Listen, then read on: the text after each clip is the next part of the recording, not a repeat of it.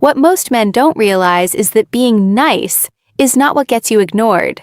It's how that niceness is being used. And today, I want to break that down in a way that actually makes sense. Not the usual confusing advice men hear when it comes to modern dating. We're talking about why nice guys get overlooked, even when they feel like they're doing everything right. And more importantly, what shifts change everything once you understand the dynamic. Now, when I say nice guy, I'm not talking about kindness. I'm talking about the pattern where a man overextends, overexplains, and overprioritizes without direction or presence. And I've seen this play out repeatedly in real interactions, where intention is good, but energy is misaligned. That's where things start to fall flat. In this breakdown, I'm going to walk you through exactly what's happening beneath the surface. I'll also be showing you real behavioral patterns in later clips and analyzing them so you can see it clearly for yourself instead of guessing.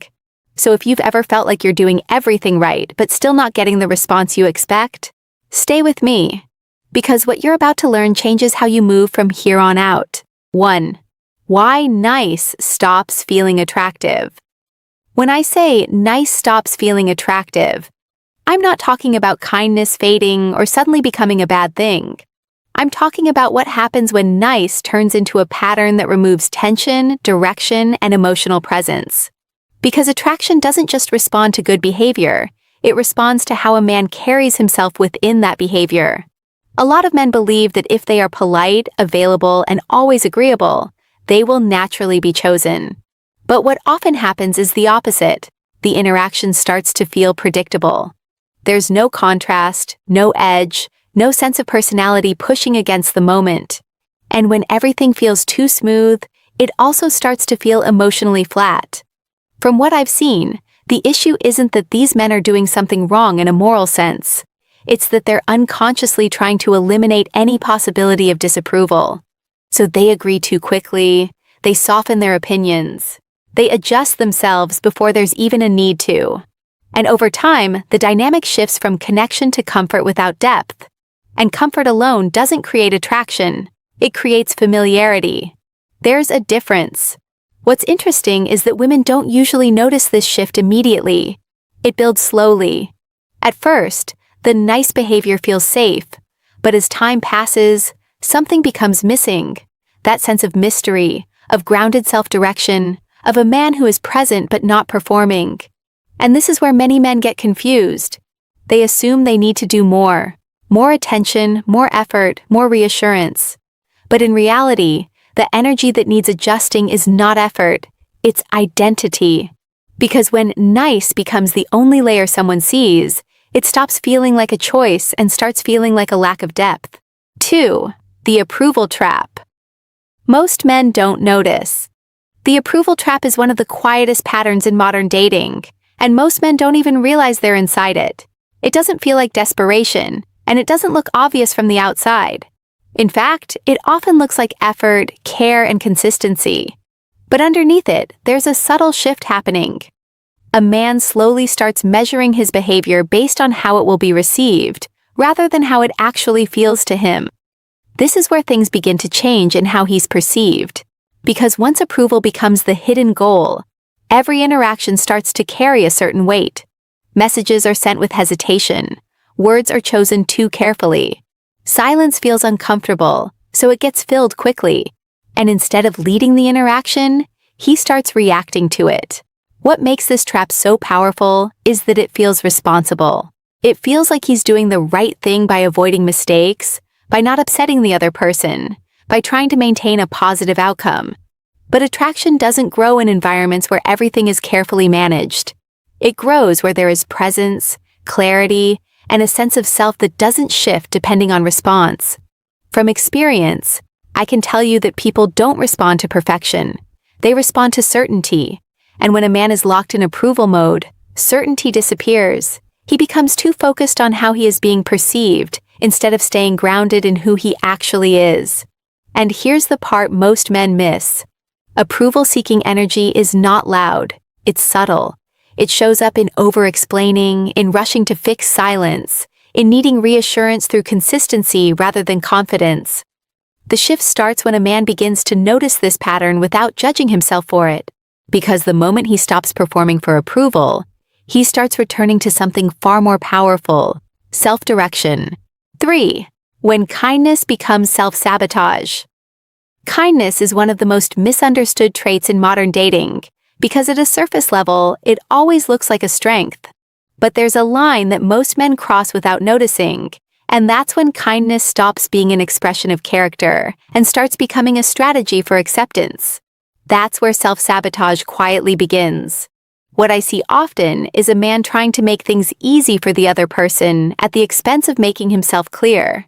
He avoids disagreement, softens his opinions, and prioritizes being agreeable over being authentic. On the surface, it feels peaceful. It feels like he's keeping things smooth. But emotionally, something important gets lost in the process: presence. Because real connection isn't built on constant agreement. It's built on two people being able to exist as themselves without collapsing their identity just to maintain harmony. When kindness turns into avoidance of friction, it removes contrast. And without contrast, there's no real sense of personality to engage with. Another thing I notice is that men in this pattern often don't realize they are training the other person to expect less depth from them. Not because they are incapable of depth, but because they consistently choose comfort over expression. And over time, that creates a dynamic where they are seen, but not fully felt. What makes this self-sabotage so subtle is that it is often rewarded in the short term. Less conflict, fewer uncomfortable moments, smoother conversations. But long-term, it creates emotional distance because nothing is being revealed beyond politeness. The shift happens when a man understands that kindness without boundaries is not strength, it's dilution. Real kindness has direction. It can say no, it can disagree. It can hold space for tension without rushing to fix it. And that's when kindness stops weakening attraction and starts reinforcing respect. 4. What actually builds respect and interest? Respect and interest don't come from trying harder, saying more, or being constantly available. They come from something far simpler, but far less understood: a man being anchored in himself while still engaging with the moment in front of him. A lot of men assume attraction is built through effort accumulation: more attention, more consistency, more reassurance. But in reality, those things only matter when they're supported by a strong internal frame. Without that, effort starts to feel like overextension rather than confidence. What actually shifts perception is presence. Not loud presence, not performative presence, but the kind where a man doesn't lose himself in the interaction. He listens, he responds, but he doesn't disappear into approval or outcome. There's a steadiness in how he communicates, even when things are uncertain or unfamiliar. Another key factor is direction. Women don't consciously analyze this, but they feel it. A man who moves with intention, even in small decisions, creates a sense of stability. Not control over others, but control over himself. That distinction is everything. Because control over others creates resistance, while control over self creates respect. Interest also grows when a man is not fully predictable. Not in a chaotic way, but in a grounded way where he is not overly rehearsed or emotionally overexposed too quickly. There's space in his personality. Space to observe, space to respond, space to reveal himself gradually instead of all at once. What most men miss is that respect is not requested, it is recognized. It forms when someone's behavior consistently reflects self-trust. And interest follows that, because self-trust is naturally attractive in any dynamic. So instead of asking, "What can I do to be more liked?" the real shift is asking, "Am I showing up in a way that reflects a man who is already grounded in himself, regardless of outcome?" Because that is what actually changes how you are experienced. 5. The shift from pleasing to leading.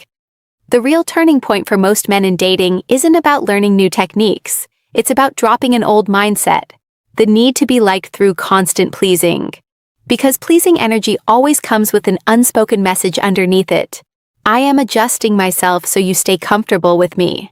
And over time, that weakens how a man is experienced. Leading energy is different.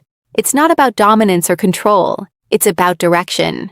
It's the ability to stay rooted in your own state while still engaging with someone else's. A man who leads isn't constantly scanning for approval or waiting to be validated. He sets the tone through how he shows up, not through what he tries to extract from the interaction. What most men don't realize is that leading is often quiet. It shows up in how slowly you respond instead of rushing to fill silence. It shows up in how you hold your opinions without over-explaining them. It shows up in how you don't abandon your mood just to match someone else's emotional shift. Pleasing creates imbalance because it centers the other person's comfort above everything else. Leading creates balance because it keeps both people in the interaction without self-erasure. One builds tension and respect, the other slowly dissolves it. And here's the key shift. Women don't respond to a man trying to lead. They respond to a man who already is leading himself internally. There's no announcement, no performance, no effort to convince. It's just consistent behavior that reflects self-trust. When a man moves from pleasing to leading, he doesn't become colder or less kind. He becomes clearer. He stops negotiating his presence. He stops over-investing in outcomes he can't control. And that alone changes how he is perceived in any interaction. Because at the end of the day, people don't follow intensity. They follow stability. In the end, what most men misunderstand is that being ignored isn't about being nice or not nice enough. It's about how a man positions himself in his own life and in the dynamic he enters. When you remove approval-seeking, over-pleasing, and emotional overextension, something important returns: clarity. And clarity changes how you're experienced. This isn't about becoming distant or detached. It's about becoming grounded enough that your behavior no longer shifts based on fear of losing attention. Once that stabilizes, everything else follows naturally. Because attraction isn't chased, it's recognized.